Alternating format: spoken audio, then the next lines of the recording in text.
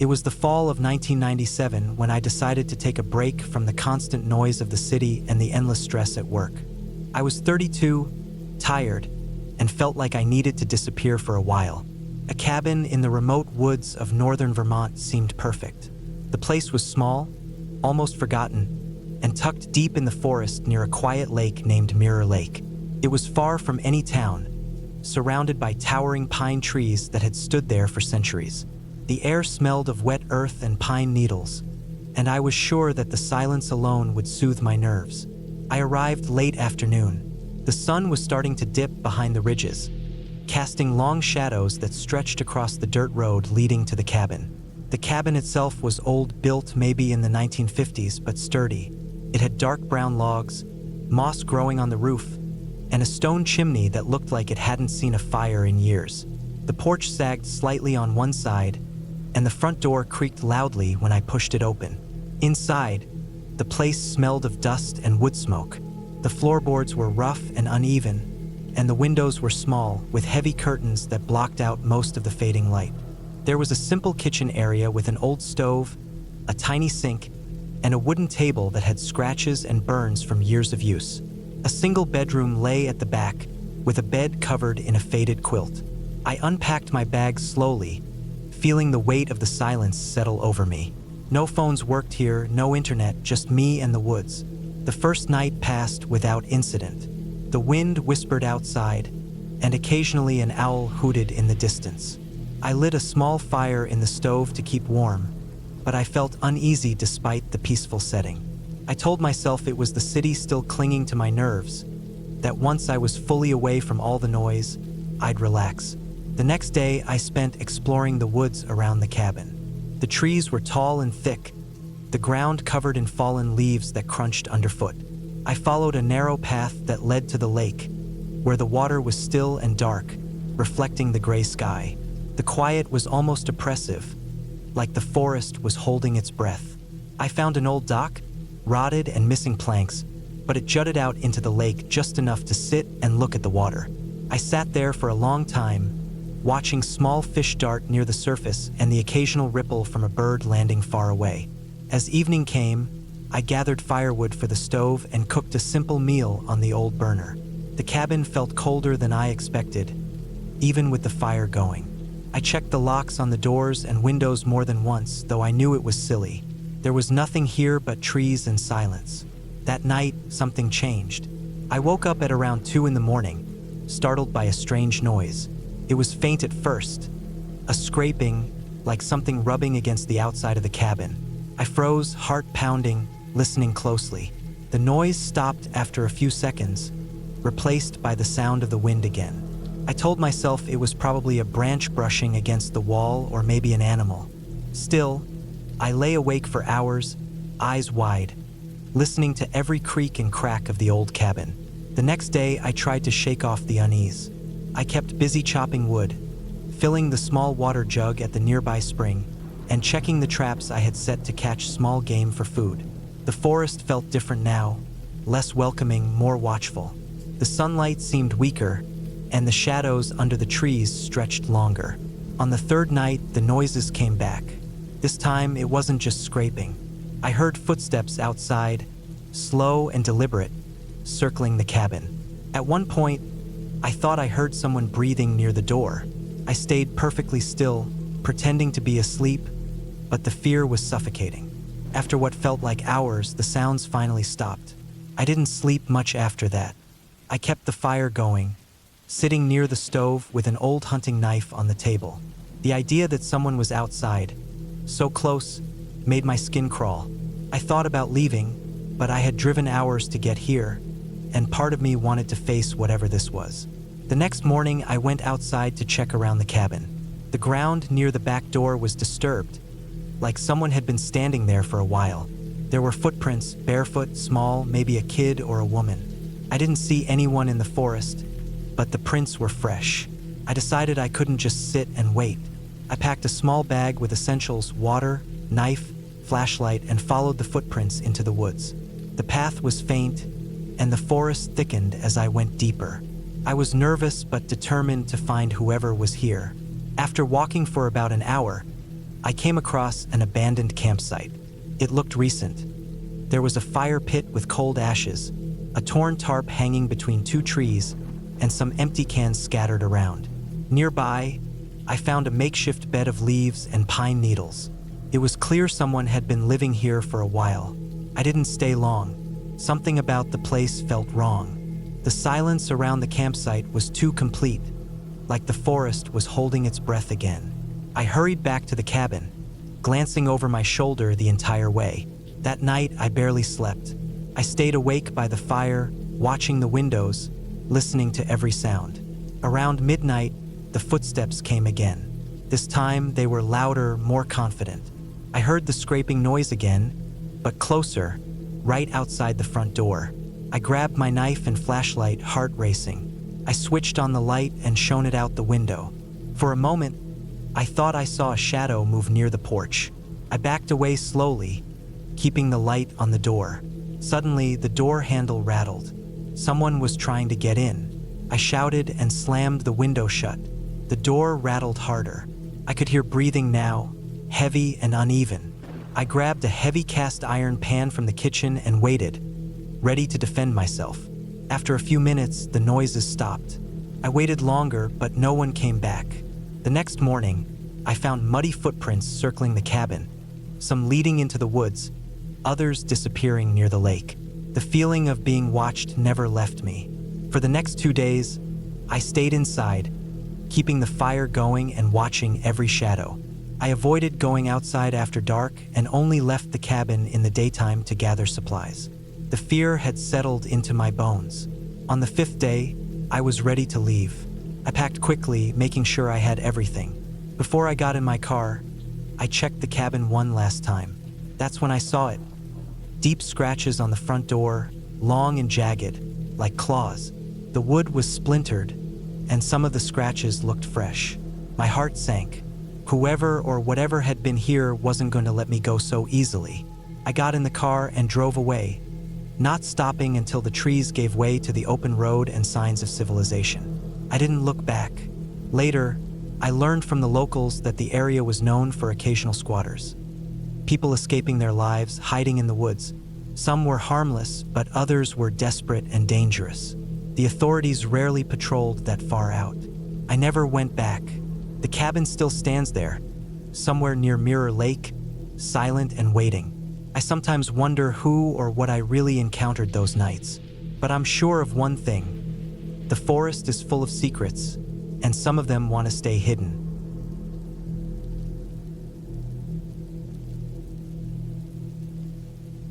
The winter of 1998 was one of the coldest I ever experienced.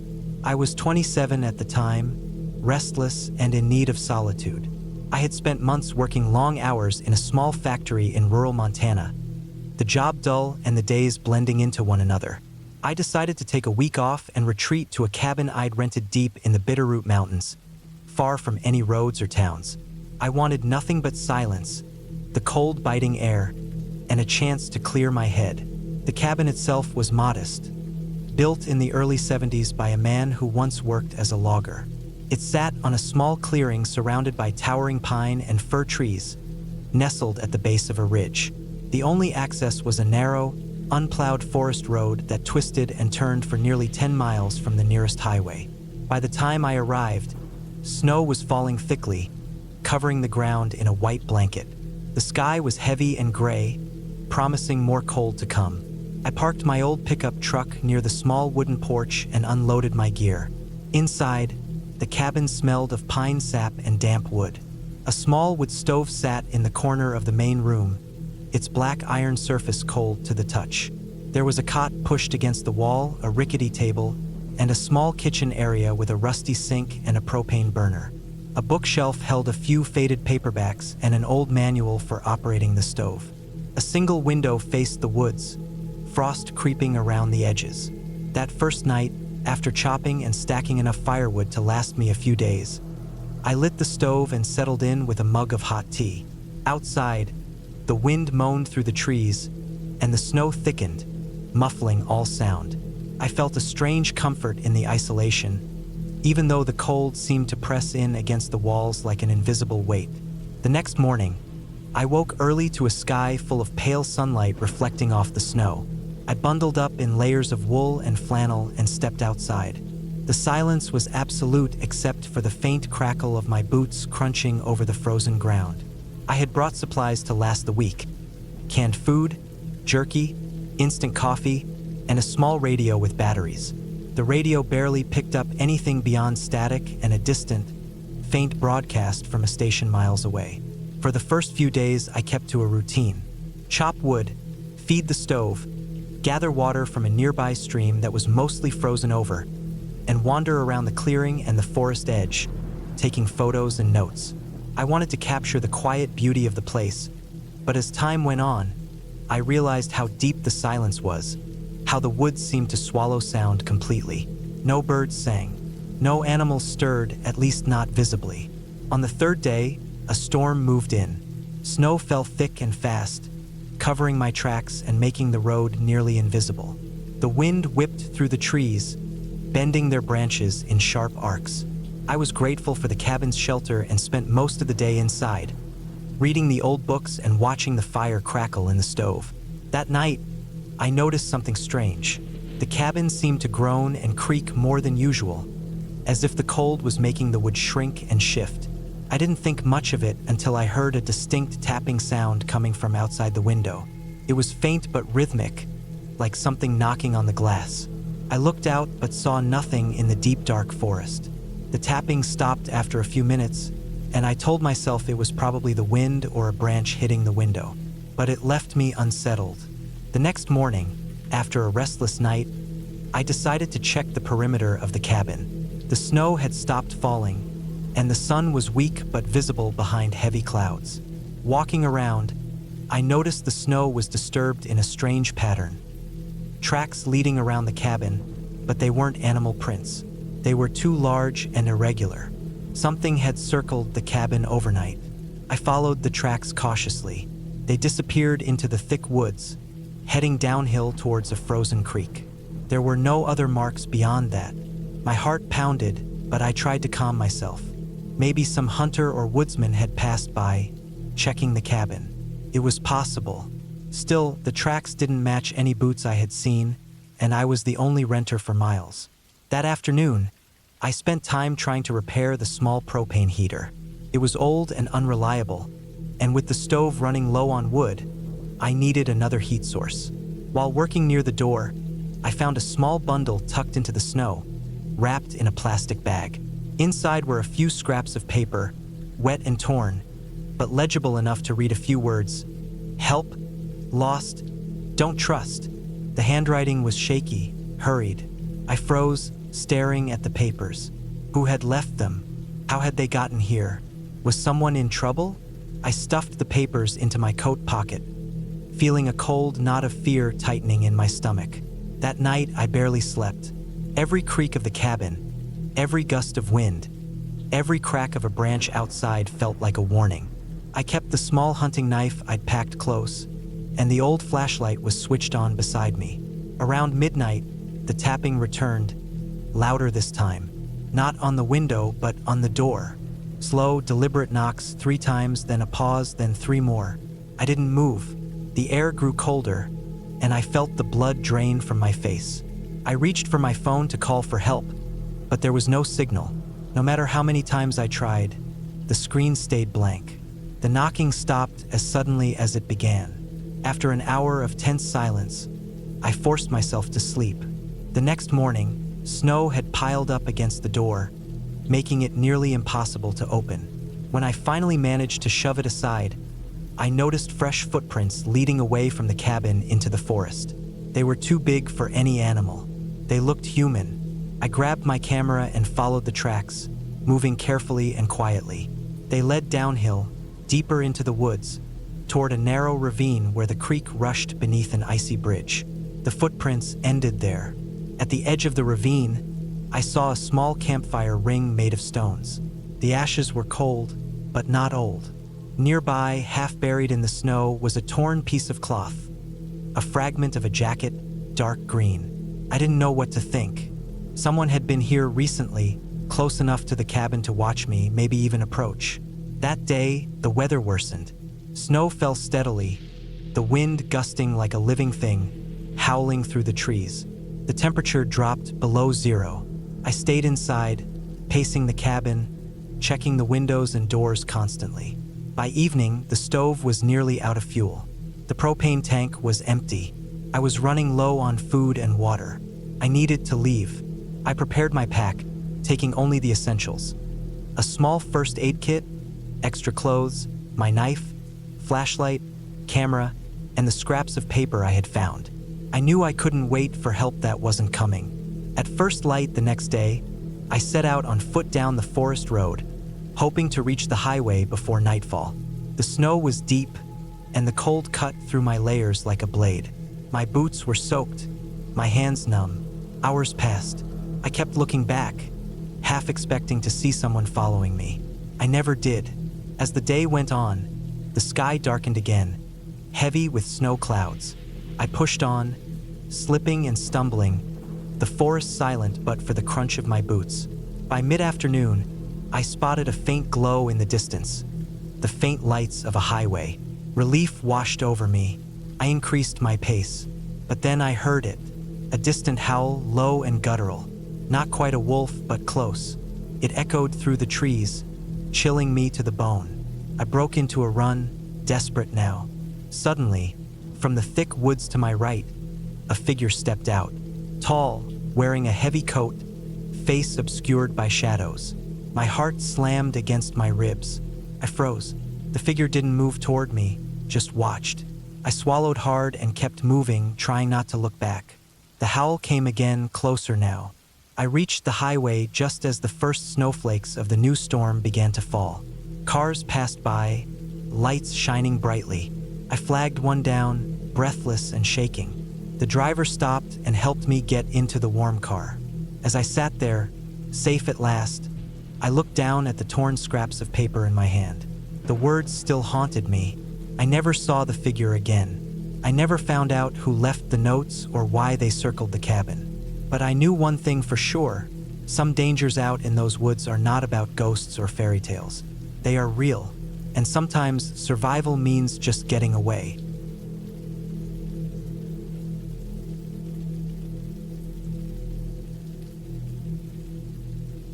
I spent years planning a trip like this.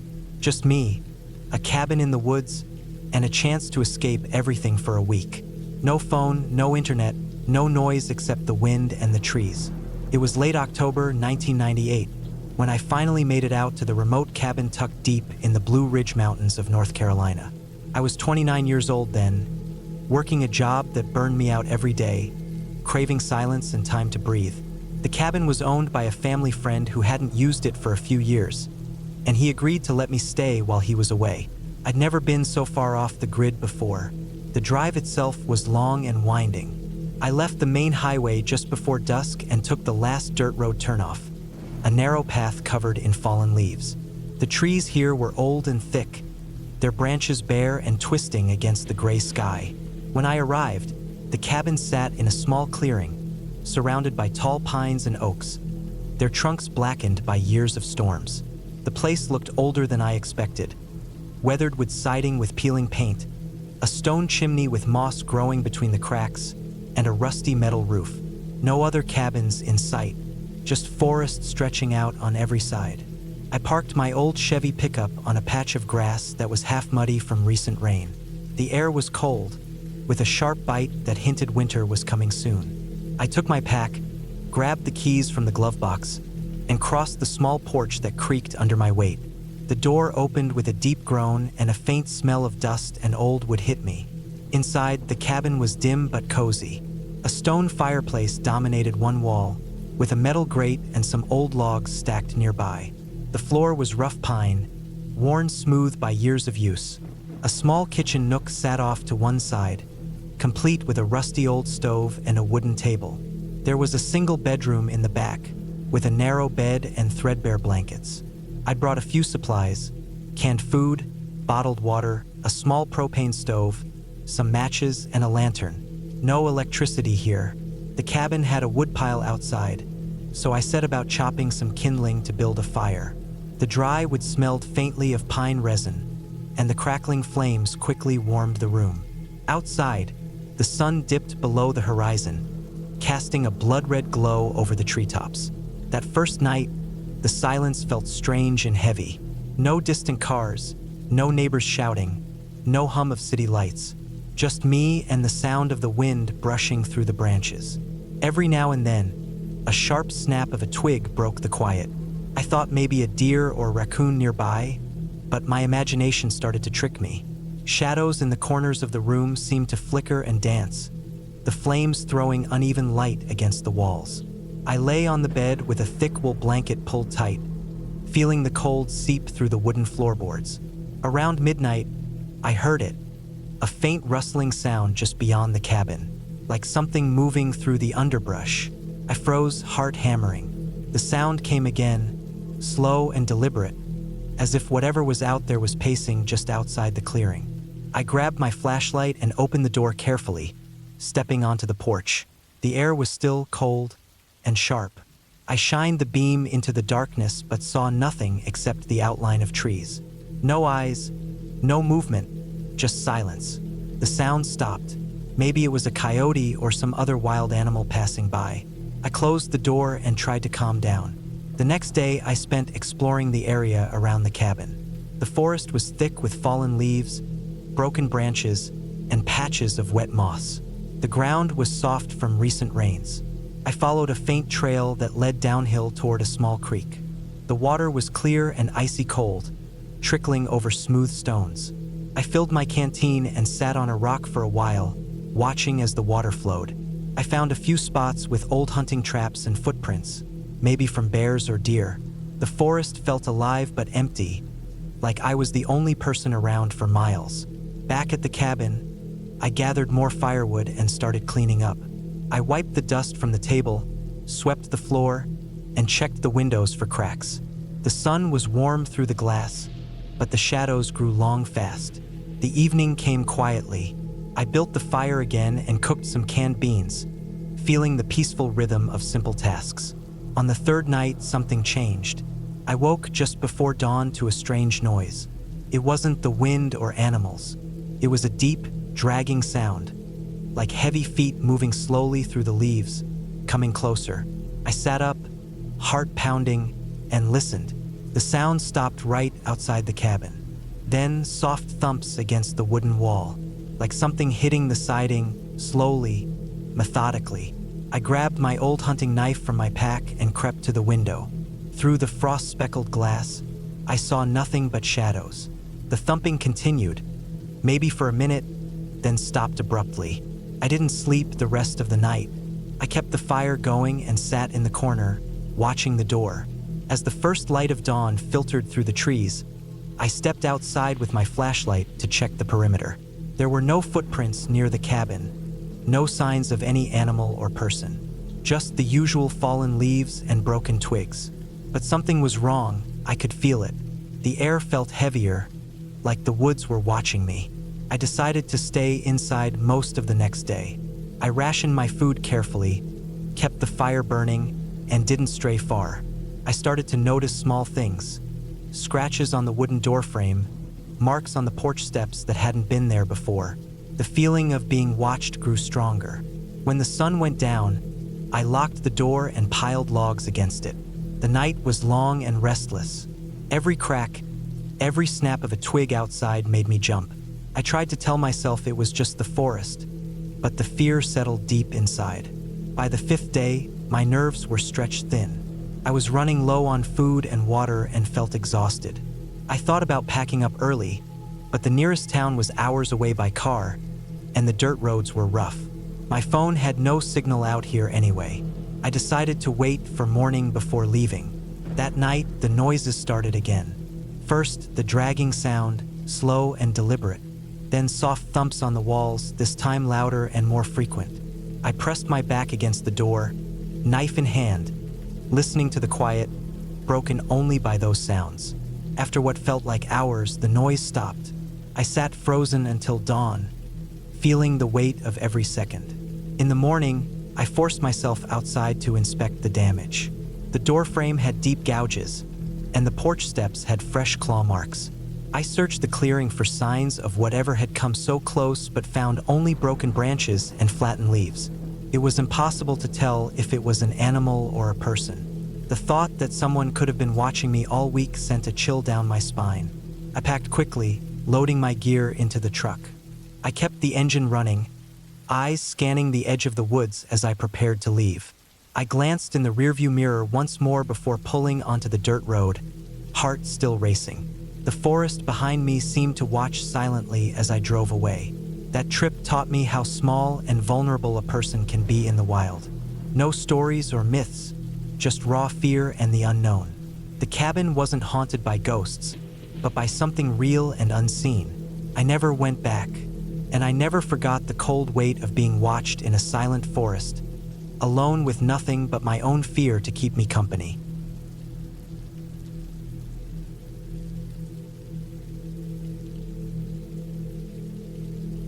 It was late October in 2009 when I decided to take a solo trip to a cabin deep in the woods of northern Vermont. I was 28 at the time, working as a graphic designer in Boston, and I'd been feeling overwhelmed by the constant noise and crowds of the city. The idea was simple: spend a week alone in the woods, away from people, phones, and the internet. I wanted silence, calm, and some space to think. Nothing fancy, just me, a small cabin, and the forest. The cabin was old but sturdy, sitting on a little clearing surrounded by tall pines and maples, their leaves turning red and gold. I drove for about 3 hours from Boston, leaving the highway behind and following narrow, winding country roads until the pavement gave way to gravel. The final stretch was a bumpy dirt path that ran alongside a frozen creek. It was quiet, colder than I expected for early fall, and the air smelled like pine needles and damp earth. When I arrived, the sun was low and fading fast behind the trees. The cabin looked small and worn but cozy, built from rough timber with a stone chimney that had long since gone cold. It had one big room inside with a wood stove, a tiny kitchen corner, and a fold-out bed shoved into the back. There was no electricity, no running water, just a small solar panel on the roof to power a couple of lights and my phone charger, though I planned to mostly keep the phone off. I set my stuff down, lit the wood stove, and made myself a simple dinner of canned beans heated over the stove. The silence wrapped around me like a thick blanket, strange but peaceful. Outside, the woods were almost black, but I could hear the soft rustling of leaves, the occasional snap of a twig, and the distant hoot of an owl. The first couple of days went by quietly. I explored the trails, collected firewood, and read a worn paperback I'd brought along. During the day, the forest felt alive and comforting, with shafts of sunlight filtering through the branches and squirrels chasing each other through the underbrush. At night, I'd sit by the stove, watching the fire crackle and writing in my journal by flashlight. On the third night, something changed. I was lying in the bed, the thin mattress creaking as I shifted, when I heard a noise outside, a faint, irregular tapping, like someone knocking lightly on wood or branches. It wasn't loud, and it didn't sound like an animal. It was rhythmic but uneven, almost deliberate. I froze and listened, heart pounding. I told myself it was just the wind or maybe a small animal brushing against the cabin. But the noise came back a few minutes later, this time closer, as if whoever or whatever was making it was near the door. I pulled the blanket tighter, pretending to ignore it. The next morning, I walked around the cabin looking for signs of who or what had been outside. The ground was damp from recent rain, and I spotted a few strange footprints in the mud near the front door. They were large, human-shaped, but muddied and unclear, like someone had been walking slowly around the cabin in the dark. I felt uneasy but didn't want to jump to conclusions. I checked my phone for signal, none. I was completely off the grid. That day, I found myself glancing nervously at the trees whenever a breeze moved the branches or a bird flew overhead. The woods suddenly felt less friendly, more watchful. At night, the tapping noise returned several times, always faint, always coming from different spots around the cabin. I stopped leaving the door unlocked and kept the small axe I'd brought close by. By the 5th day, my nerves were fraying. I tried to tell myself it was just my imagination playing tricks on me. I was tired, alone, and the isolation was messing with my head. But then, in the afternoon, something happened that made me realize I wasn't just being paranoid. I was walking along the creek a few hundred feet from the cabin, looking for firewood, when I noticed broken branches and crushed leaves scattered along the path. It looked like someone had been moving through the woods, not just passing by but lingering. I followed the trail carefully, trying to stay quiet. Suddenly, about 50 yards ahead, I caught sight of a man. He was tall and thin, wearing a dark jacket and a baseball cap pulled low. He was crouched down near the creek bank, his back to me, fiddling with something in the water. I couldn't tell what, but I didn't want to get closer. I swallowed hard and took a step back, trying to stay out of sight. But he turned his head quickly, as if he sensed me, and for a moment our eyes met. His face was pale and serious, with a look that chilled me deeper than the cold air. I didn't stay to find out what he wanted. I turned and ran back to the cabin as fast as I could, adrenaline pumping. Once inside, I locked every door and window, grabbed my phone, and tried to call for help.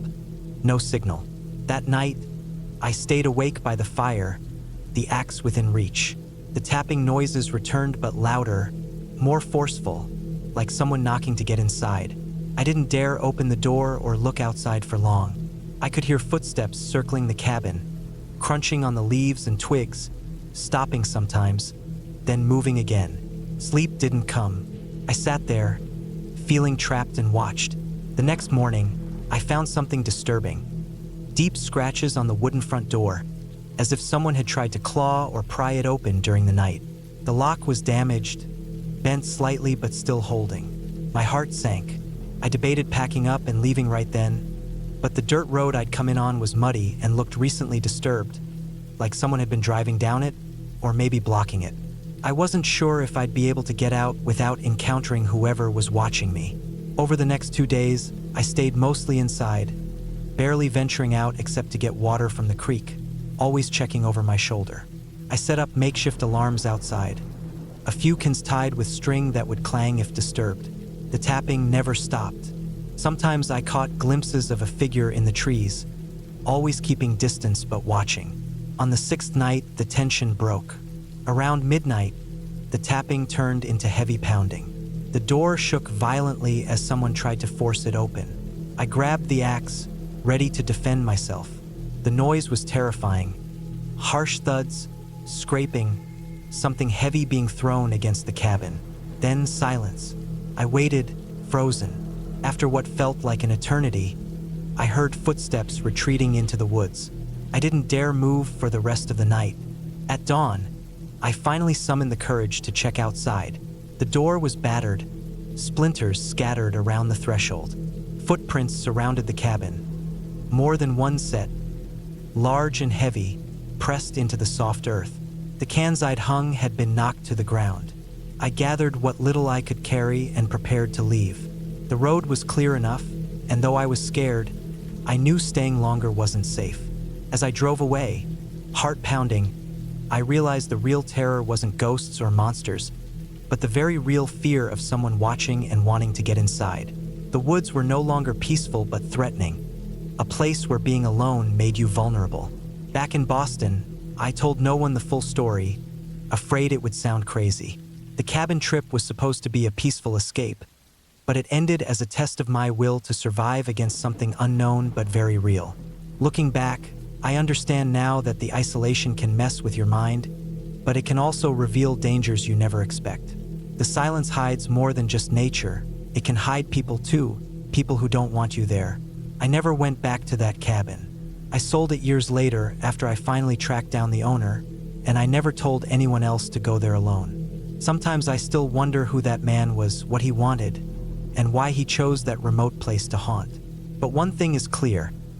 In the woods, no one is truly alone, and some quiet places hold dark secrets that have nothing to do with ghosts.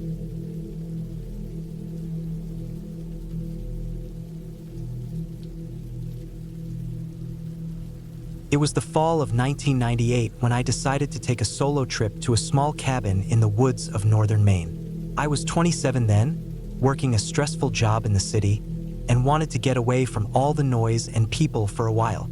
I found the cabin through a local listing, an old rental owned by a family that lived nearby. It wasn't fancy, just a simple wooden structure with a stone chimney, built sometime in the 1950s. The place sat on the edge of a dense forest, about a mile from the closest dirt road. The nearest town was a small village called Ashfield, a quiet place with just a few stores and a gas station. I arrived in the early afternoon, carrying my backpack and a small cooler with some food. The sun was bright but cold, the kind of sharp chill you feel in the air when fall is turning into winter. The trees were heavy with red, orange, and yellow leaves, and the ground was soft with fallen leaves. The smell of pine and damp earth filled the air. When I opened the cabin door, I was greeted by a musty smell mixed with old wood and something faintly like mildew. The cabin had a small living area with a worn-out couch, a wooden table, and a cast iron stove in the corner. The kitchen was tiny, with old cabinets and a small sink, but there was a cold water tap that worked. Upstairs, there was a loft with a single bed, a dresser, and a small window that looked out over the trees. I set down my stuff and took a deep breath. The silence was so thick it felt almost heavy. No cars, no voices, just the occasional bird or squirrel. I had planned this trip for months, craving this kind of peace. I spent the first hour unpacking, stacking firewood near the stove, and preparing some soup on the stove. The crackling of the fire was comforting. Outside, the wind started to pick up as the sun dipped lower, rustling the leaves in the trees. I watched the shadows stretch across the cabin floor, feeling a little shiver run down my spine. Not from cold, but from the stillness of it all. That first night passed without anything unusual. I went to bed early, wrapped in a thick blanket. The sounds of the forest at night were strange but not frightening, just the normal noises of nature. I slept well, waking early to the gray light of dawn filtering through the small window. I made coffee on the stove, ate some toast, and planned to hike around the woods a bit before settling in for a few days of reading and relaxing. The next morning, as I stepped outside, the air was damp and cool. The ground was covered in a thin layer of frost. I walked down a faint trail that led from the cabin into the trees, a path barely wide enough for one person. The forest was dense and quiet. I saw deer tracks in the mud, and birds flitted overhead. The forest floor was thick with moss and fallen leaves. The deeper I went, the darker it felt, even in the daytime. The trees were tall and close together, blocking much of the sky. I noticed that some of the trees looked older, with thick trunks scarred by time and weather. Occasionally, I found piles of broken branches or stumps where trees had been cut or fallen. The smell of wet wood and earth was strong. I kept a small pocket knife in my jacket and a flashlight in my backpack. I told myself it was just precaution, though there was no reason to feel uneasy. By mid-afternoon, I found a small clearing with a shallow pond. The water was still and dark, reflecting the gray sky above. I sat on a fallen log and took out a notebook, writing down thoughts and sketches of the area. It was peaceful, almost beautiful, and I felt glad I had come. But as the day wore on, I began to notice something odd. The trail I had followed didn't look as clear on my way back. Branches and leaves seemed to have been disturbed, and I caught glimpses of broken twigs or bent grass. At first, I thought it was just animals moving around, but the marks looked like footsteps, human footsteps, too large and heavy to belong to deer or other wildlife. My heart rate quickened, but I told myself I was imagining things. Back at the cabin, I checked the windows and doors, making sure they were locked. The feeling of being watched crept in, subtle at first, then stronger. The cabin felt smaller and less cozy. I stacked more firewood and prepared a simple dinner of canned beans and rice. The wind howled outside, and I could hear the branches scraping against the cabin walls. That night, sleep was difficult. Every creak and groan of the old wood made me tense. I kept thinking about those footsteps. The forest was supposed to be empty, especially at night. Why would anyone be out here? The nearest town was miles away, and this cabin was off the grid. I tried to calm myself, telling myself there was a logical explanation, maybe hunters or hikers, but something didn't sit right. Around midnight, I woke to a sound outside, a soft rustling, like leaves being pushed or moved.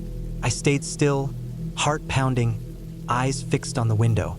The moon was full and bright, casting silvery light over the trees. For a long time, I saw nothing. Then, at the edge of the clearing, just beyond the porch light's glow, I saw a dark shape moving slowly between the trees.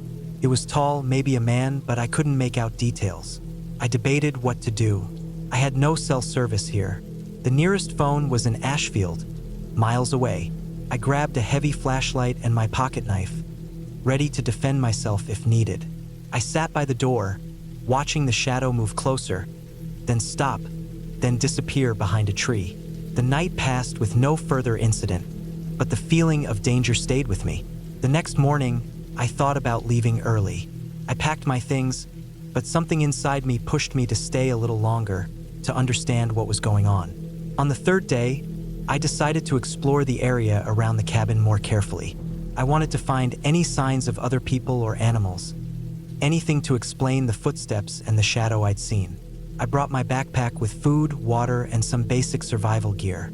As I walked deeper into the forest, the trees grew closer, and the air became cooler and damper. The trail faded completely, replaced by tangled roots and thick underbrush. I had to push branches aside and step carefully over fallen logs. The silence was overwhelming, broken only by the crunch of my boots on dry leaves and occasional bird calls. After about an hour, I spotted something strange ahead. A small pile of objects arranged neatly on the forest floor.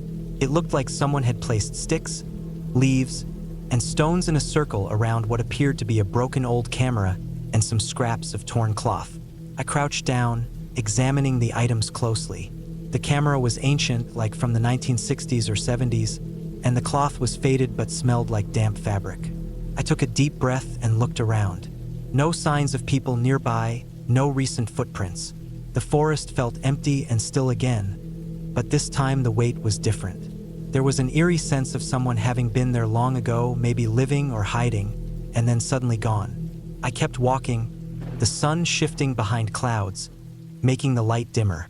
I found more signs of an old campsite, a rusted canteen, a tattered blanket, and some empty cans buried under leaves.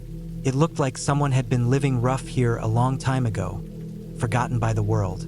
On the way back, I decided to take a different path, heading toward a small ridge that overlooked the cabin and the surrounding forest. From there, I could see the tops of trees stretching in all directions, a vast green sea broken only by the narrow dirt road far off to the east. That evening, back at the cabin, I felt the loneliness settle in deeply. The silence pressed in on me. I tried to keep busy by cleaning the cabin and reading some old magazines left behind, but my mind kept returning to the shadow and the old campsite. On the fourth day, something happened that changed everything. It started in the morning when I stepped outside to collect firewood. Near the cabin porch, I found fresh footprints in the dirt, large, heavy, and unmistakably human. They led into the forest and then disappeared between the trees. My heart sank. Someone had been at the cabin while I was inside, maybe watching or waiting. I checked the doors and windows. All were still locked from the inside, no signs of forced entry. Whoever had been here was careful, quiet. I felt exposed, vulnerable. I spent the day preparing for the worst. I collected as much firewood as possible, doubled the locks on the doors with some nails and screws from a toolbox I found in the cabin, and created a makeshift alarm by stringing some empty cans around the porch that would rattle if touched. As night fell, I kept a fire burning in the stove, its warmth a small comfort against the growing chill outside. The wind had picked up again, and the trees shook violently, their branches scratching the cabin walls. Around midnight, the sound came again. Soft rustling outside, faint footsteps around the cabin, and the clatter of the cans I had set up. I stayed perfectly still, listening. The noise stopped after a few minutes, and silence returned.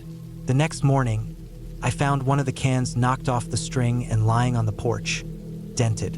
Whoever had been here was testing me, letting me know they could get close. Fear gripped me. I debated whether to leave immediately.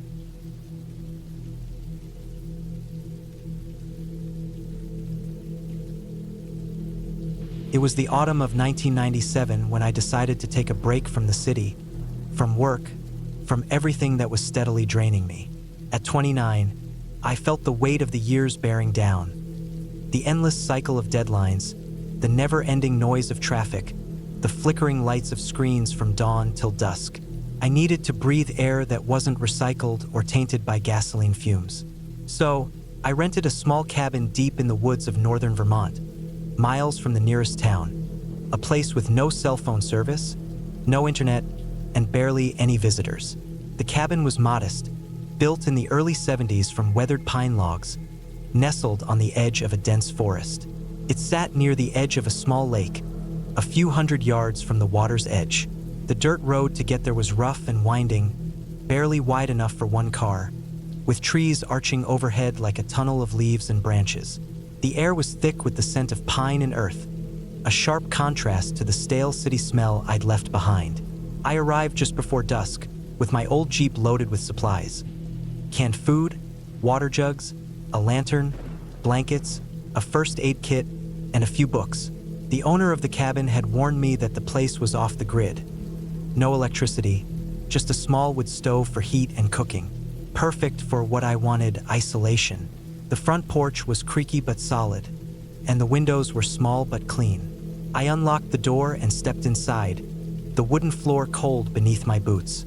The air inside smelled faintly of old wood and something else I couldn't place. A hint of dampness, maybe, or a leftover trace of smoke from the last occupants. The cabin was simple inside. There was a small kitchen area with a sink, no running water, but a well outside that I'd have to pump, a tiny table, and a couple of chairs. The main room had a wood stove, a few shelves filled with dusty books and kitchenware, and a couch with a blanket thrown over it. Upstairs, a loft held a mattress with threadbare sheets. I dropped my bags and went outside to pump water. The pump creaked and groaned but finally yielded cool, clear water.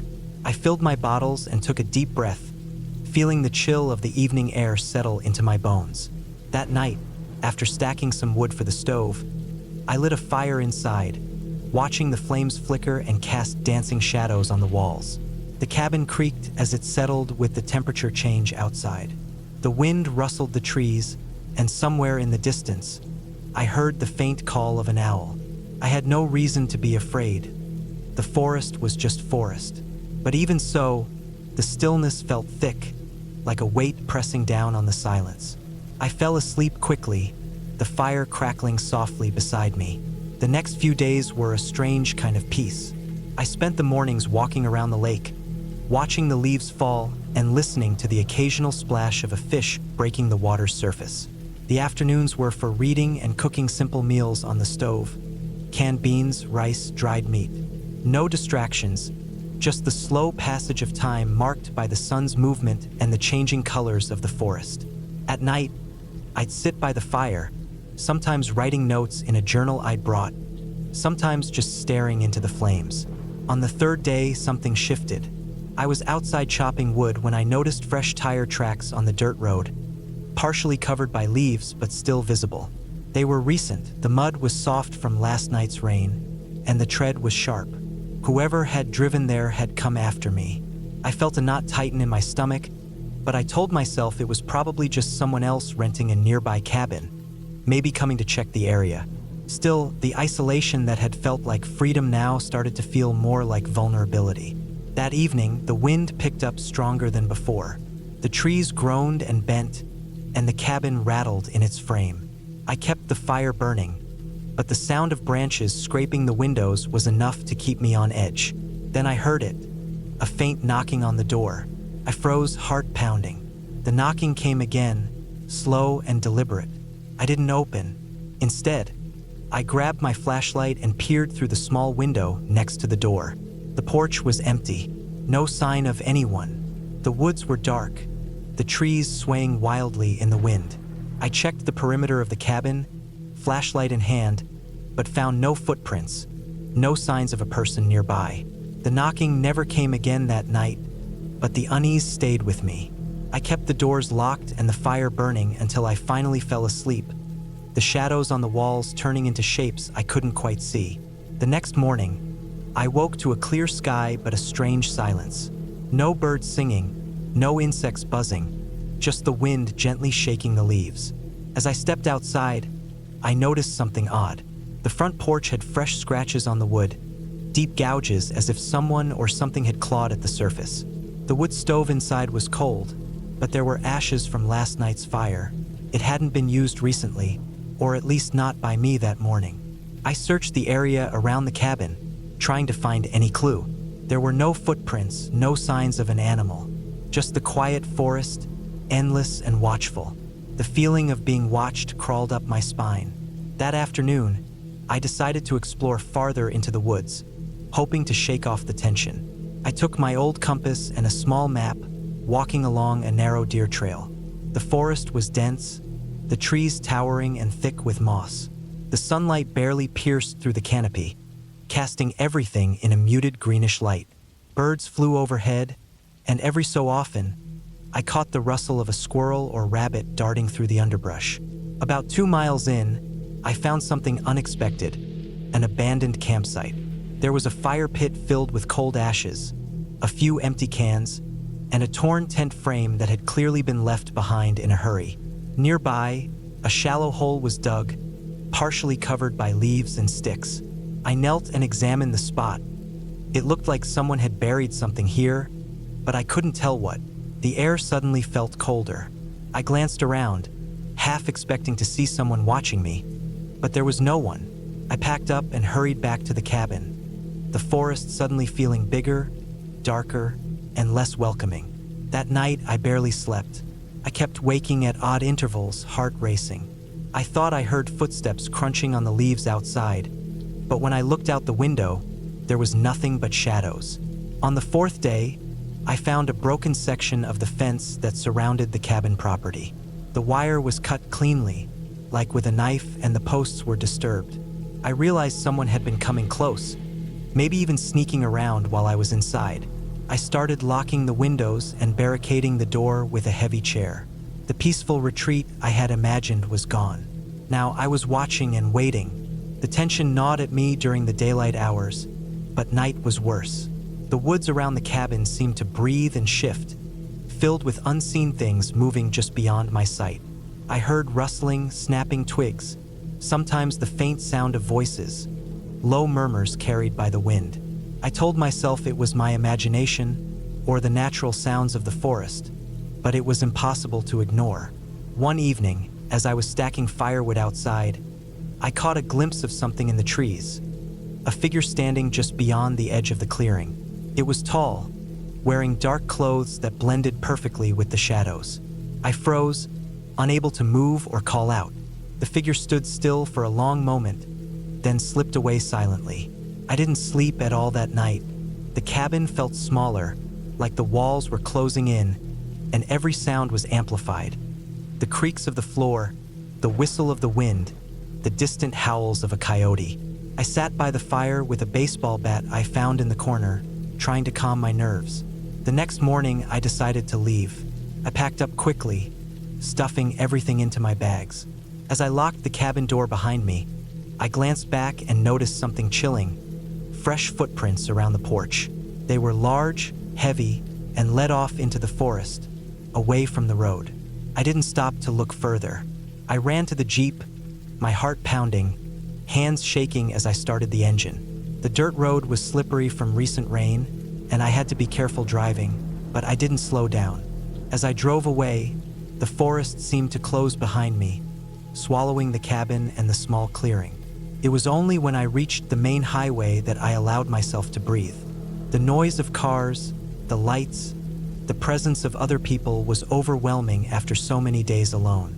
I pulled over and called the owner of the cabin, telling her I was leaving early, that something had made me uncomfortable. She listened and then told me something I hadn't known. A man had been reported missing in that area a few weeks before I arrived. They searched the woods, but no trace was ever found.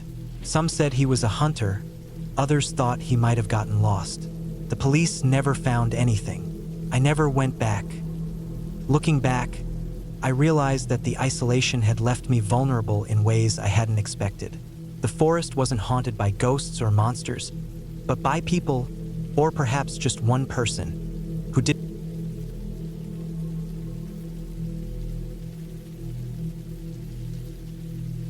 I had been looking forward to this weekend for months. After a brutal winter in 1998, stuck in my cramped apartment in Vermont, I needed to get away. My name is Daniel Harper. I was 28 years old at the time and work as a graphic designer in Boston. Stress had been piling up for weeks. Tight deadlines, city noise, and just the constant buzz of people everywhere. So I decided to rent a small cabin deep in the woods of the Green Mountains for some peace and quiet. No phone, no internet, just me, the trees, and fresh air. The cabin was about a 2-hour drive from my apartment, down winding roads lined with thick pine trees and occasional patches of melting snow. The location was remote, off the beaten path, near a little lake called Bear Creek. When I arrived late Friday afternoon, the sun was already low, casting long shadows over the still forest. The cabin was small, made of rough-cut logs, with a stone chimney and a front porch that creaked under my steps. There was a woodpile stacked by the side, a hand pump well, and no electricity or running water inside. Exactly what I had wanted. After unpacking, I started a fire in the old cast iron stove, and the warmth filled the tiny room quickly. Outside, the wind whispered through the branches, and the only sounds were the crackling fire and distant bird calls. I ate a simple dinner of canned beans warmed on the stove, then settled down to read a book I had brought. The air was crisp, the kind that felt sharp in your lungs and made you breathe deeper. I slept that night under a thick wool blanket, feeling oddly comforted by the solitude. Saturday morning, I woke early to a pale gray sky. The wind had picked up overnight, and there was a chill in the air. After boiling water on the stove for coffee, I stepped outside. The lake was quiet, mirror still except for ripples where a few ducks floated. The forest around was dense and silent except for the wind in the pines. I spent the day hiking a narrow trail I found on a map stuck to the cabin wall. The woods were thick with moss and fallen leaves, and the scent of wet earth and pine was strong. As the afternoon wore on, the clouds thickened. I headed back to the cabin just as the first drops of rain started to fall. Inside, I lit the stove again, hoping to dry out my boots by the fire. The rain grew heavier, turning into a steady drizzle. The sound of rain hitting the metal roof was soothing at first, but after a few hours it began to wear on me. It was then that I noticed something odd. The wind had stopped, and with it, the usual creaking and rustling of the trees. Everything outside was dead silent, like the forest was holding its breath. Around 6 p.m., the power of the storm increased. The rain was pounding harder, and gusts of wind pushed the cabin. Suddenly, a loud cracking sound came from outside, like a tree breaking. I grabbed my flashlight and carefully went to the window. In the dim gray light, I saw a large tree had fallen across the small dirt path leading to the cabin. The trunk was thick, and the branches sprawled like giant fingers blocking the only way out. I felt a chill, but I told myself it was nothing. Trees fall in storms all the time. I could stay the night and wait for the storm to pass. I stacked more wood in the stove and made a simple dinner again, listening to the rain and watching the shadows dance on the walls. Later, around 10 p.m., I started to hear faint sounds outside. At first, I thought it was the wind or maybe animals, the typical noises of the forest at night. But the sounds were irregular, almost like footsteps in the wet leaves. I grabbed my flashlight again and cautiously stepped onto the porch. The rain had eased to a drizzle, and the wind was back, but the footsteps stopped as soon as I came out. I shined the light into the woods, but all I could see were dark trunks and moving shadows. The feeling in my chest tightened, a mix of fear and alertness. I didn't want to jump to conclusions. Maybe it was a deer or some other animal. The forest was alive after all. But the footsteps had sounded too deliberate, too heavy for a small animal. I double-checked all the windows and locked the cabin door, then sat by the stove, the flashlight close in case I needed it again. Around midnight, I was about to fall asleep when I heard it again. This time, it was louder, slow, heavy steps coming from the back of the cabin. I could hear twigs snapping, leaves crunching under boots or shoes. My heart pounded. I grabbed my hunting knife from the table. I always brought it with me, just in case, and moved silently toward the back door. Peeking out, I saw nothing but shadows and thick forest. The steps had stopped, and the silence returned. I tried to convince myself it was just my imagination, maybe a trick of the wind or animals shifting in the brush. Still, I stayed awake the rest of the night, too afraid to sleep deeply. Sunday morning came with pale light filtering through the rain-streaked windows. The storm had passed, but the air was thick and heavy, and a mist curled among the trees. I decided I had to clear the fallen tree to get back on the road. I packed a small saw I had brought for emergencies, put on my boots, and stepped outside. The tree was even bigger in daylight. Its trunk was massive, at least 2 feet across, and it blocked the only path. I started sawing carefully, making sure the saw didn't slip on wet bark. The air smelled of damp wood and earth. Birds began to sing again, and the forest felt alive once more. While cutting, I kept thinking about the footsteps from the night before. What if someone else was in the woods? The idea made my skin crawl. I had told no one where I was coming, no friends or family. If someone was here, why? I finished cutting a large branch and dragged it off the path. Then I heard it again, from deeper in the woods. A heavy footstep, slow and purposeful. I froze, holding the saw tight. It was coming closer, moving steadily through the undergrowth. I turned toward the cabin, suddenly feeling vulnerable and exposed. Then something moved between the trees. A figure, tall and broad-shouldered, stepped into the clearing. I didn't recognize the face at first. He was dressed in a heavy jacket and worn jeans, muddy boots, and his hair was messy from the rain. His eyes were hard and calculating. Without thinking, I stepped back, raised my voice as loud as I could, and shouted. The man hesitated, then turned and disappeared quickly into the woods. I didn't wait to see if he'd come back. I rushed inside, locked the doors, and called 911 on my cell phone, which I had been keeping off all weekend. Somehow, I still had a signal near the road. The police arrived an hour later. They said there had been reports of a man breaking into cabins and stealing supplies around the area. They searched the woods but found no one. I told them about the footprints and the figure I saw.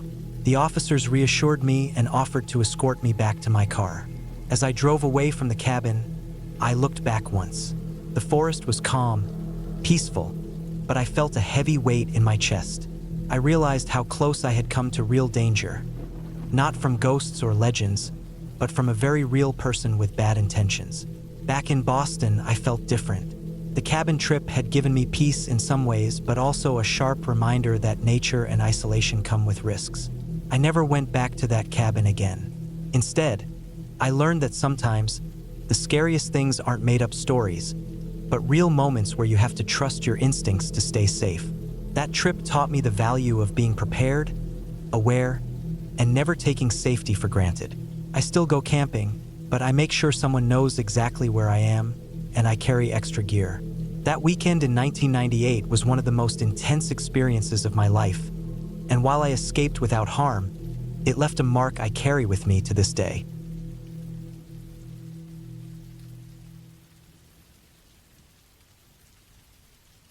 It was late October in 2014 when I decided to spend a few days alone at a small cabin near the edge of the Cascade Mountains in Washington state. I was 29 years old then, and after a stressful year working in the city as a graphic designer, I felt the need to get away from everything. The cabin was owned by an old family friend who had lent it to me for a week. It was a simple wooden cabin, built decades ago, with no electricity or running water, but with a wood stove and a well. The nearest town was about 20 miles away, and cell phone service was spotty at best. I wanted to disconnect, clear my head, and just be alone with the wilderness for a bit. The drive up was long but peaceful. The autumn leaves were turning bright shades of red, orange, and yellow, covering the roadsides and hills. The air smelled crisp and fresh. When I finally pulled up to the cabin, the sun was low, casting long shadows over the forest. The cabin sat on a small clearing surrounded by tall pines and fir trees. A narrow dirt path led down a gentle slope to a small lake where I planned to fish. The cabin looked exactly as I expected. Weathered wood, a rusty metal roof, a small porch with a couple of rocking chairs. Inside, there was a simple table, 2 chairs, a bed with a thick wool blanket, and the wood stove. The place smelled like pine and dust, but it felt comforting in a way.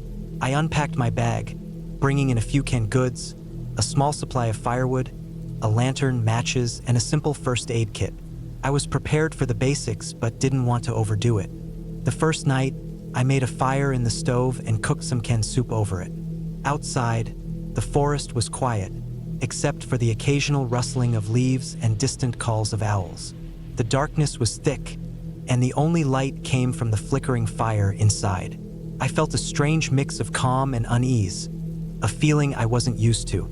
The city was noisy and crowded, but out here, the silence was almost heavy. I went to bed early, tired from the drive and the fresh air. The next morning, I woke up to the sound of birds chirping and the sun filtering through the small window. The air was chilly, and I could see my breath inside the cabin. After a quick breakfast of instant oatmeal and coffee heated on the stove, I decided to explore the area around the cabin. I wanted to find a good fishing spot and maybe hike a bit. Walking through the forest, I noticed how different everything was. No cars, no buildings, just trees and rocks and the occasional fallen log.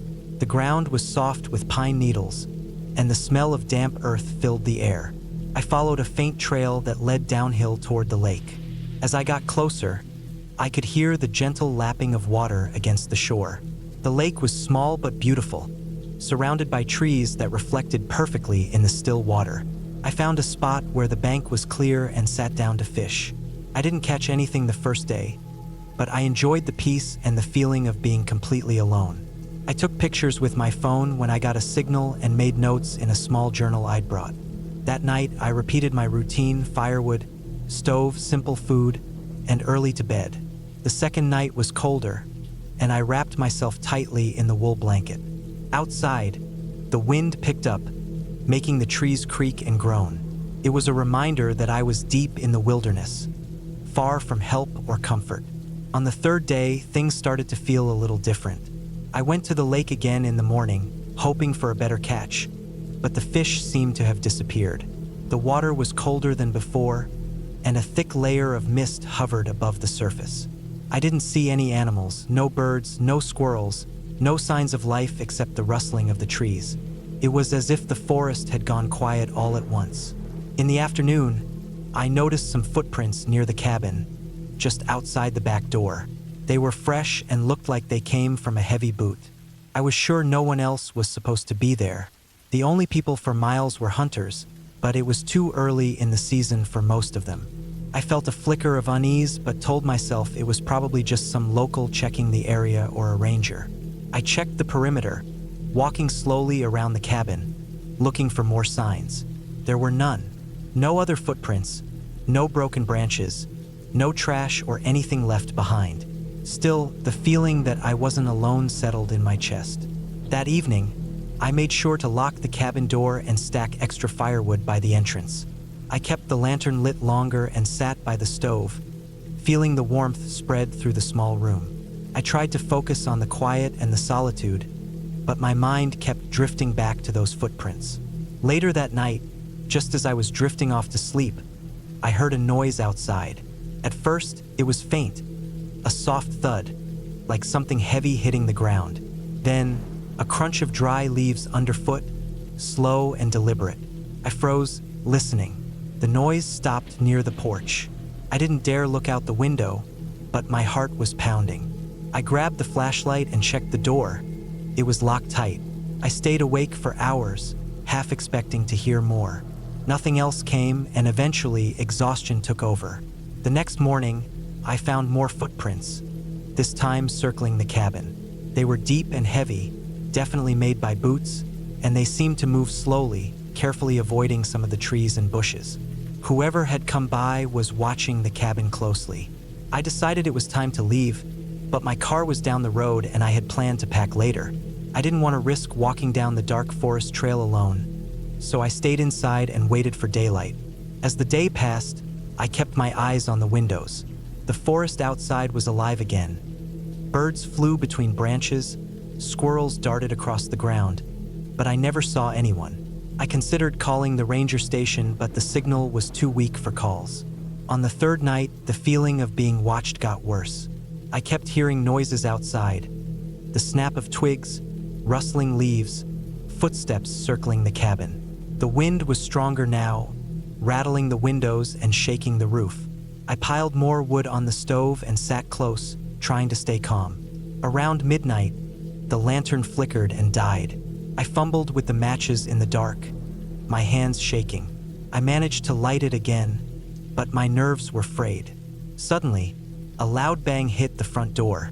I jumped up, heart racing. Someone was trying to get in. I shouted and banged on the walls, hoping to scare them off.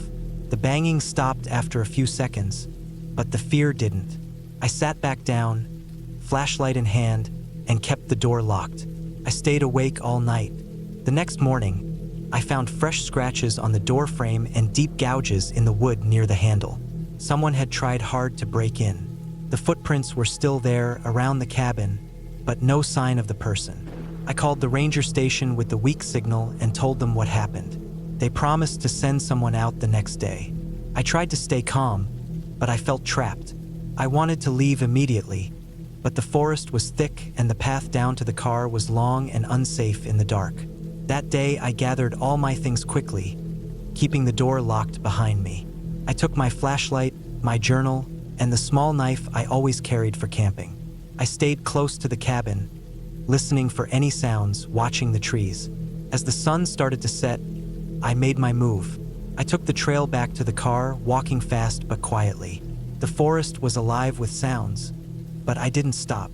My heart was pounding. Every shadow seemed like a threat. When I finally reached the clearing where my car was parked, I saw a figure standing at the edge of the trees, watching me. I didn't hesitate. I got in, locked the doors, and started the engine. The headlights cut through the dark as I backed out. I didn't stop until I was back on the main road, the lights of the town shining ahead. I called the police and told them everything. They took a report, but there was nothing they could do without more evidence. I never went back to that cabin. I didn't want to know who had been watching me or why. The experience stayed with me for years, a reminder that the wilderness can be beautiful and peaceful, but also dangerous and unpredictable. Looking back, I think the person was just a hunter or someone who wanted the cabin for themselves. Maybe they were watching, waiting for me to leave so they could take it. Or maybe they just liked to scare people. Whatever the reason, I was lucky to get out when I did. The forest kept its secrets, but I learned to trust my instincts. Sometimes the scariest things aren't monsters or ghosts. They're real people with real intentions, hiding in the dark.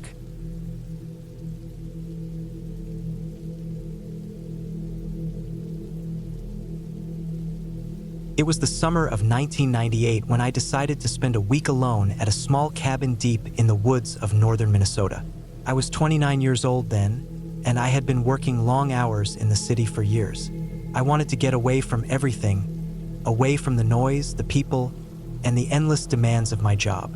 The idea was simple: just me, the forest, and the silence. No distractions, no interruptions, just peace. The cabin was small, maybe 400 square feet, made of old pine logs with a metal roof that clanged when the wind blew. It was built in the early 60s by a man who had long passed away, but the place was still sturdy. The porch sagged slightly on one side, and the windows were dusty, but inside the cabin smelled like wood and earth, a comforting smell. There was a small wood stove in the corner, a simple table with 2 chairs, and a bed with a thin mattress. The cabin had no electricity or running water. I brought a lantern, a small gas stove, and plenty of bottled water. I arrived late in the afternoon. The dirt road leading to the cabin was rough and narrow, lined with towering pine and birch trees. The sun was just starting to lower behind the hills. As I parked my old pickup truck near the cabin, I felt a strange mix of excitement and unease. I told myself it was just the unfamiliar place settling in my mind. I spent the first evening unpacking my supplies, stacking firewood, and checking the cabin carefully. The walls were solid, but I noticed some small gaps between the logs where cold air might slip in during the night. I sealed a few of these with some spare cloth and mud. I lit the wood stove and boiled some water for dinner, canned beans and bread. The night fell quickly, and the darkness outside felt complete, almost suffocating. No city lights, no street sounds, only the occasional call of an owl or the rustle of leaves in the wind. That first night was harder than I expected. The silence was not peaceful but heavy. I lay awake on the thin mattress, listening closely to every sound. The trees creaked, the wind howled softly, and somewhere in the distance, a coyote howled. My mind wandered to stories I had heard about isolated cabins and people disappearing or encountering trouble. I told myself it was nonsense, just nature doing its thing. The next day, I explored the area around the cabin. There was a small creek about a quarter-mile away and a narrow trail that wound through the forest. I collected some dry branches for the fire, and I tried to keep busy to avoid the creeping boredom. The forest was beautiful but dense, and I quickly learned not to wander too far. The trees all looked similar, and it was easy to lose your way if you weren't paying attention. On the third day, strange things started happening. I first noticed it while I was preparing lunch on the gas stove. I had set the stove on a small wooden table just outside the cabin door. I turned my back for a moment to check my supplies inside. When I looked back, the stove had been knocked over. The pot of boiling water had spilled and soaked the table and the ground beneath it. I was sure I had set it down carefully. No wind blew strong enough to topple it. I shrugged it off as my mistake and cleaned up. Later that afternoon, I heard noises near the cabin. At first, I thought it was a deer or some other animal rummaging through the underbrush, but the sound was different, more deliberate, like footsteps or someone moving quietly through the trees. I grabbed a flashlight and walked carefully around the cabin. I saw nothing but broken branches and disturbed leaves. No footprints, no signs of an animal. That night, the unease grew. I checked the locks on the cabin door and windows. I made sure to keep the lantern close. I tried not to let fear take hold, but every noise, every shadow seemed larger than before. At one point, I heard a soft knock on the door. I froze. The knock came again, faint but clear. I did not answer. Instead, I grabbed my flashlight and peered out the window. Nothing. No one was there. Days passed and the incidents continued. Small things. Food missing from my supplies, footprints around the cabin, a campfire nearby that wasn't mine. I started to feel watched. The forest that had seemed beautiful and peaceful was now oppressive and dark. I knew there was someone or something nearby, but I didn't see or hear anyone clearly. The feeling of being stalked was constant.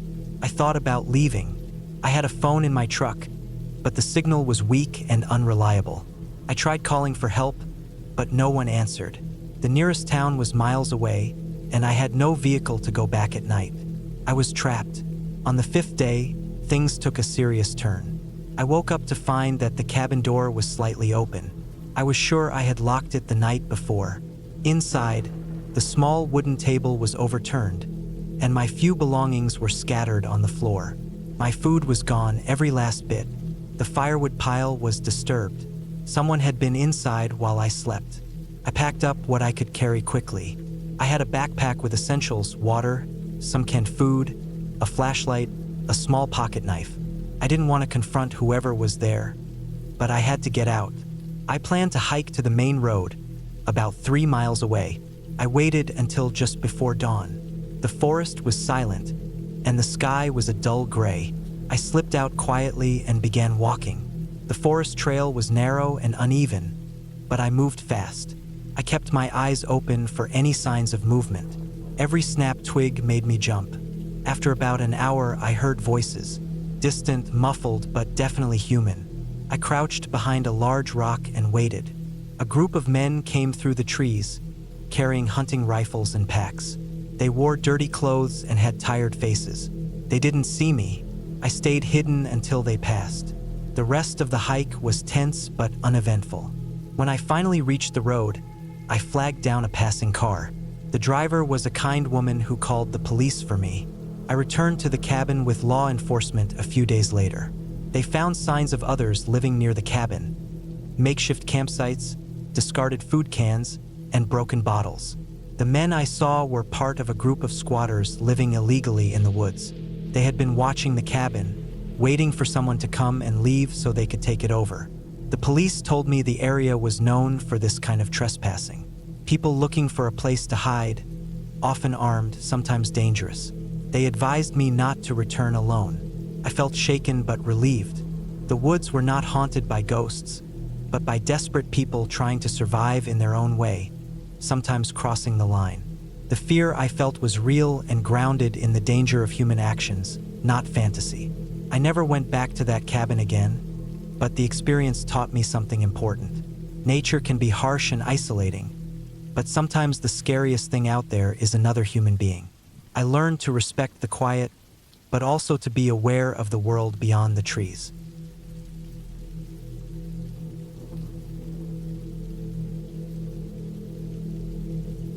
It was the summer of 2009 when I decided to spend a week alone at a cabin deep in the woods of northern Vermont. I was 27 then, needing a break from the constant noise of city life in Boston. I'd grown up camping a little as a kid, but this was my first time planning a solo trip that long in complete isolation. The cabin was modest, just a small wooden structure perched on the edge of a clearing near a dense forest. The owner had told me it had no electricity or running water, and the nearest neighbor was miles away. It was exactly what I wanted. No distractions, no interruptions, just me and the wilderness. I arrived late in the afternoon after a long drive up winding, narrow roads that seemed to disappear into nothing but trees. The air smelled fresh, filled with pine and wet earth. The cabin looked exactly as the owner had described. Weathered wood, a stone chimney, a small porch with a creaky wooden chair. I parked the car by a rough dirt path leading up to the cabin and unloaded my backpack slowly, careful not to hurry. I wanted to get used to the quiet right away to take it all in. Inside, the cabin was basic but clean. A small kitchen corner with a propane stove, a wooden table and 2 chairs, a simple bed covered in thick blankets, and a wood stove that looked like it had seen many winters. A single window faced the forest. I set down my things and opened the window to let in the cool evening air. The sun was beginning to dip behind the trees, casting long shadows across the clearing. The forest was alive with the sounds of birds and the occasional rustle of small animals. Everything felt peaceful, like I'd found a secret place the world had forgotten. That first night, I cooked a simple dinner over the stove, canned beans and rice, and then sat by the window with a book. Outside, the dark grew thick fast. The stars appeared one by one, sharp and bright in the clear sky. I could hear the distant call of an owl and the soft snapping of twigs somewhere close by. The woods were full of life, even at night, but there was also a stillness, like the whole forest was holding its breath. I slept soundly, wrapped in the blankets, comforted by the silence. When I woke the next morning, the cabin was flooded with sunlight. The air smelled damp from overnight dew. I made coffee on the stove and sat on the porch, watching the forest wake up. A few squirrels darted between the trees, and a woodpecker tapped rhythmically somewhere off to the left. I planned my day carefully, intending to explore the trails the owner had mentioned. The trails were narrow paths weaving through the thick forest, lined with ferns and moss-covered rocks. I walked for hours, my boots crunching on fallen leaves and pine needles. I didn't see another person all day, only the occasional deer bounding away into the underbrush. The air was cool but not cold, and the sun filtered through the trees in golden beams. I found a small stream where I refilled my water bottle, the water cold and fresh. By afternoon, I was tired but content, so I headed back to the cabin. That night, something changed. As I sat inside the cabin reading, I heard a faint sound outside, a snapping branch, like something or someone was moving in the trees. I told myself it was probably a deer or some other animal, but the noise was closer than before. The wind had picked up, rattling the window panes. I closed the curtains and checked that the door was locked. The feeling of being watched crept over me, a prickly unease that I hadn't felt before. I tried to focus on my book, but every little noise made me jump. The next day, I decided to leave the trails and instead explore the edge of the forest near the cabin. I wanted to find the boundary between the clearing and the thick trees. As I walked, I noticed the trees growing denser, their trunks twisted and gnarled. The light dimmed beneath the canopy. I found old footprints in the dirt, too big for any deer, too human. The prints were fresh, maybe a day or two old. A chill ran down my spine. I hadn't expected anyone else to be here. I considered going back immediately but decided to follow the prints a little further, curiosity getting the better of me. The footprints led to an old dirt road barely visible beneath leaves and branches. I remembered the owner saying there had been logging here years ago before the area became protected. The road looked abandoned, cracked, and overgrown, but definitely made by heavy vehicles. Suddenly, I heard the distinct sound of a vehicle engine in the distance. It was faint, but unmistakable. I froze. No one was supposed to be nearby. The noise didn't last long, and when I looked around, I saw nothing. That night, back in the cabin, I was restless. The feeling of being watched was stronger, and I couldn't shake it. I stayed near the wood stove, my eyes darting to every shadow. I double-checked the locks again. The wind howled outside, and the branches scratched at the windows. Then I heard it, a soft knocking on the door. Not a bang, but a quiet, deliberate knock. My heart hammered. I stared at the door for a long moment, debating whether to open it or not. The knocking stopped. I waited another 10 minutes, then slowly moved to the door and looked through the peephole. No one was there. Couldn't sleep that night. The knocking haunted me, as did the footprints and the engine noise. The next morning, I packed up quickly. I wanted to leave before anything else happened. But as I locked the cabin door, I noticed something carved into the wooden frame. A series of marks, straight lines, and symbols I didn't recognize. They looked fresh, the wood still light where it had been scraped.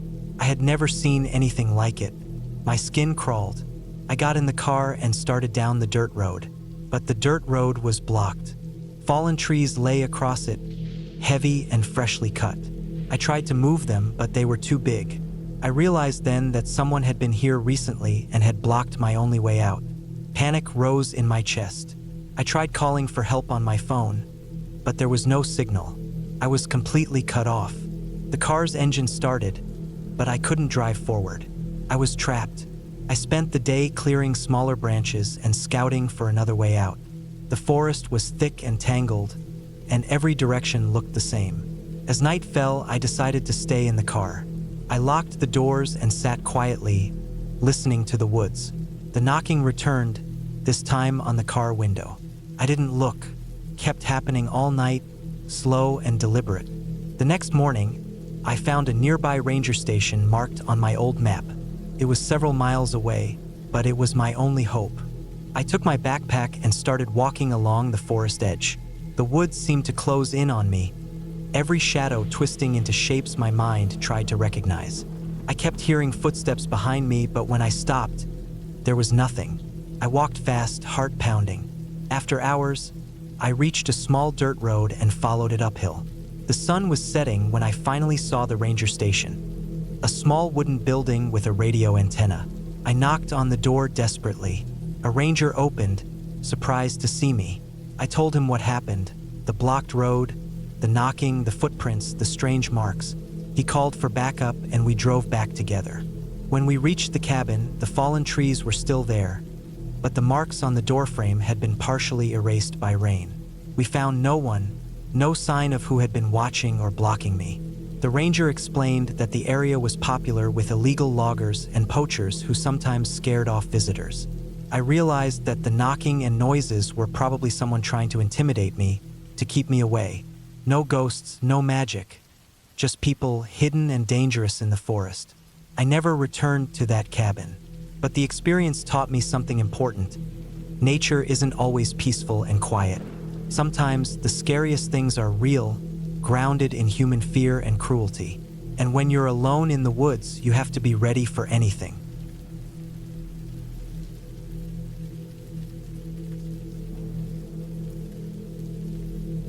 The air was still as I pulled my old Jeep onto the narrow dirt road leading to the cabin. The year was 2007, and I was 34 years old. It had been a long time since I'd been alone in the woods like this. The cabin sat at the edge of a thick forest in northern Vermont, just a few miles from the small town of Barr.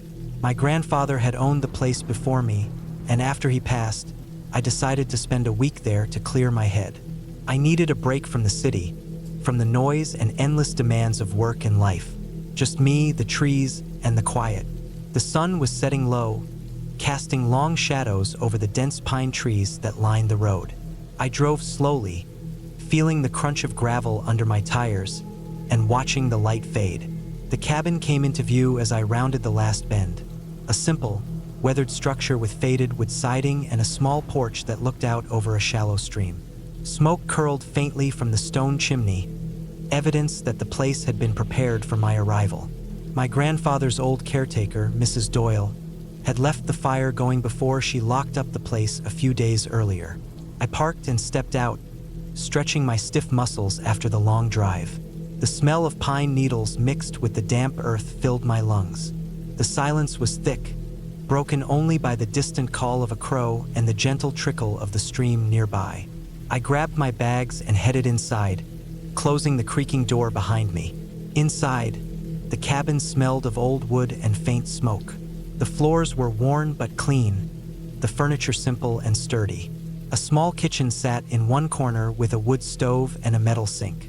On the walls hung a few faded photographs of my grandfather, some hunting trophies, and a map of the surrounding forest. I set down my bags and walked to the window, looking out as the last rays of sunlight slipped behind the trees.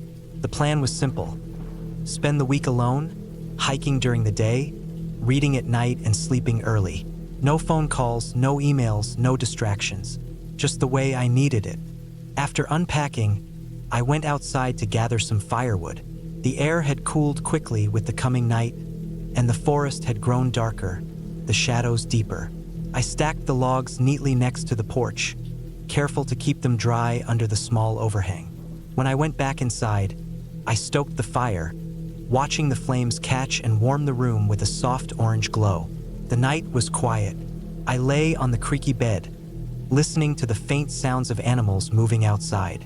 Somewhere in the distance, a barred owl called, its hoot echoing between the trees. I felt a calm settle over me, my city worries slipping away. The next morning, I woke early to the soft light filtering through the window. I brewed some coffee over the stove and ate a simple breakfast of toast and canned beans. Then I packed a small backpack with water, a map, and a first aid kit, and set off into the woods. The forest was dense but familiar from stories my grandfather had told me. Tall pines and maples stretched skyward, their branches rustling softly in the light breeze. The ground was soft with moss and fallen leaves. I followed a narrow trail that led uphill, stopping occasionally to look back at the cabin, small and distant now among the trees. Hours passed as I walked deeper into the forest. I admired the quiet beauty, the way sunlight dappled the leaves, the sudden flash of a squirrel darting across the path, the gentle buzz of insects.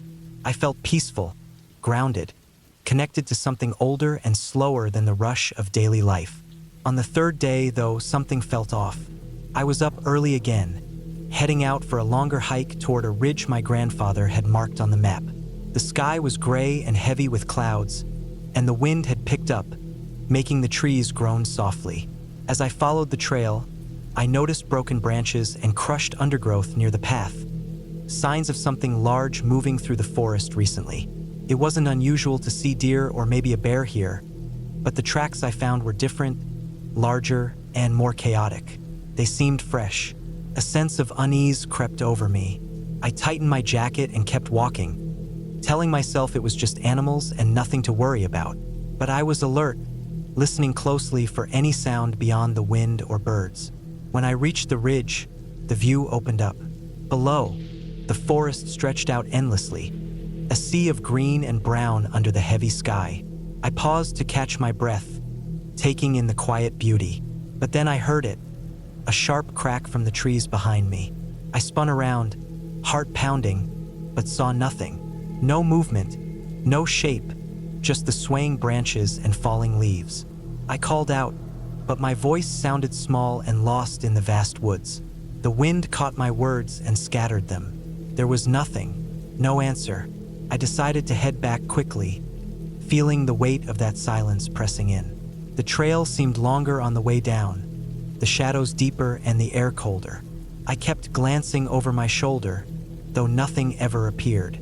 I tried to stay calm, steadying my breath and focusing on my footing. Back at the cabin, I closed the door firmly and double-checked the locks. The fire was low, so I added more wood, watching the flames crackle and glow. Outside, the wind had picked up into a howl, rattling the windows and bending the trees. The forest seemed alive in a way it hadn't before. That night, I didn't sleep well.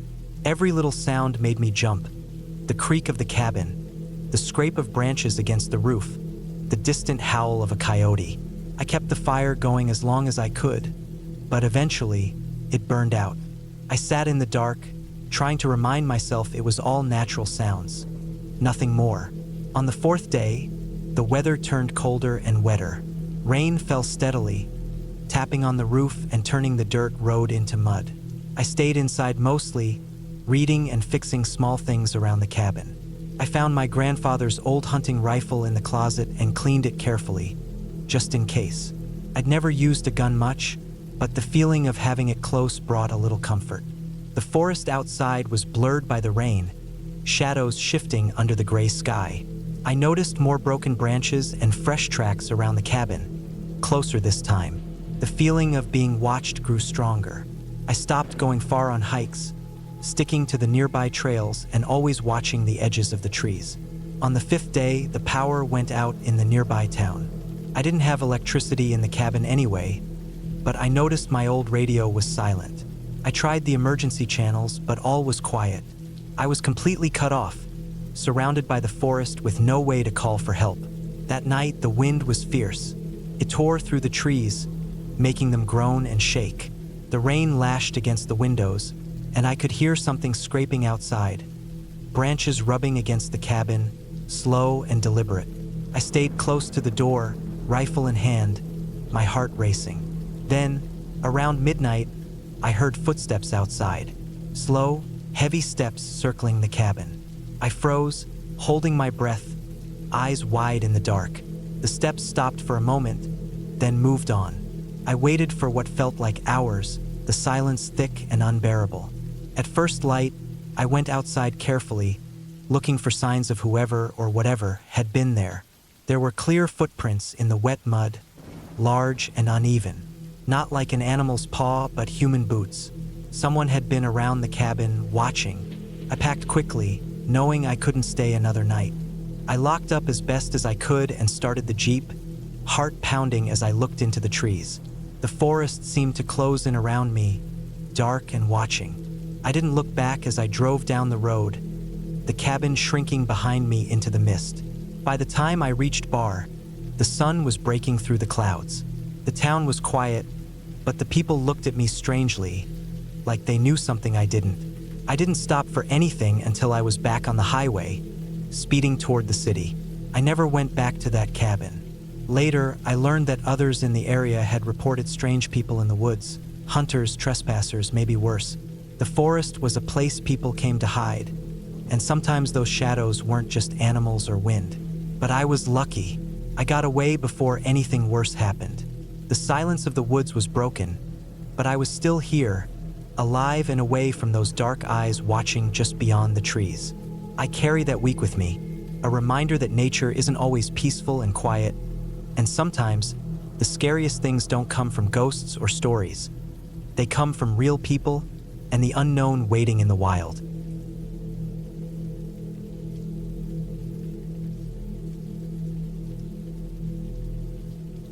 It was the autumn of 2018 when I decided to take a break from my life in the city. My name is Mark. I was 34 then, and the constant noise and rush of New York had worn me down. I needed some time alone, somewhere quiet, far away from the crowded streets, the blaring horns, and the never-ending chatter. I wanted peace, and the idea of renting a small cabin in the woods came to me after some online browsing. I found one that looked perfect. An old but sturdy cabin on the edge of a forest in northern Vermont, near a small town called Lyndonville. It wasn't fancy, but it was isolated, surrounded by thick trees, and had no neighbors close by. Exactly what I wanted. The owner was an elderly man named Mr. Collins.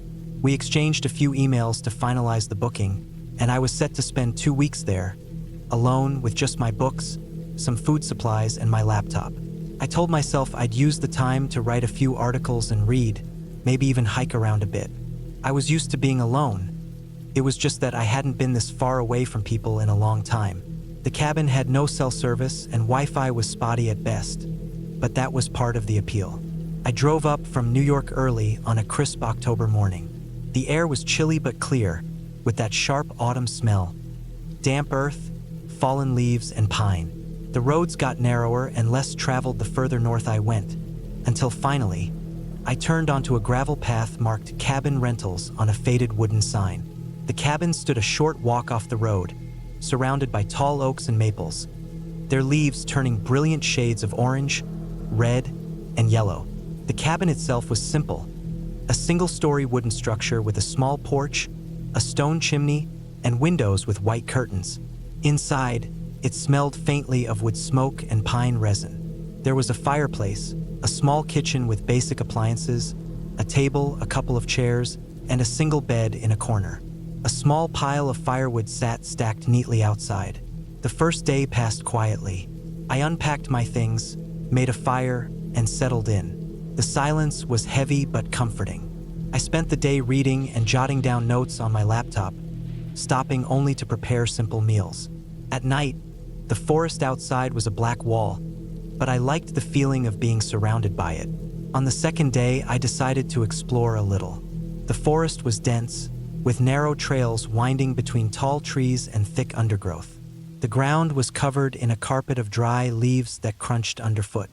I didn't stray far, just walked around the immediate area, breathing the fresh air, listening to the occasional bird call and the rustling of small animals. The quiet was only interrupted by the distant sound of a stream.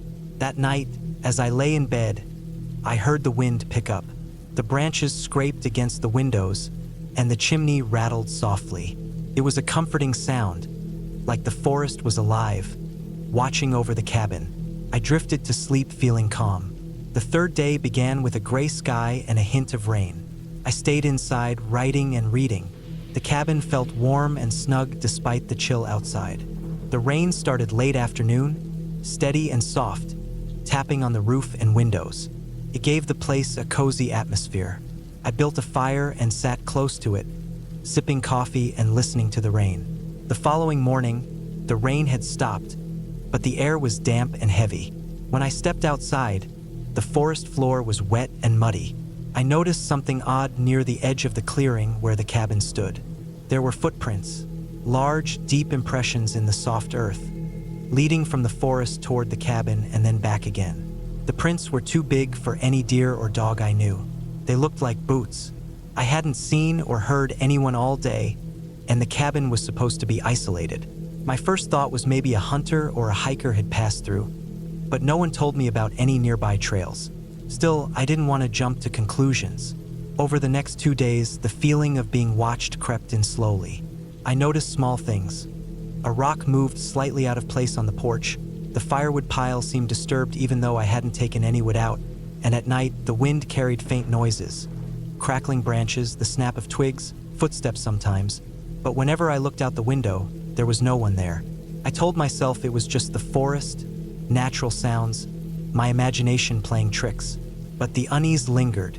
On the 5th day, I went for a longer hike. I followed a narrow trail that ran alongside a small river. The water was clear and cold, rushing over rocks and fallen logs. The forest around me was quiet except for the water and my footsteps. After about an hour, I found an old hunting cabin, abandoned and weathered, with a collapsed roof and broken windows.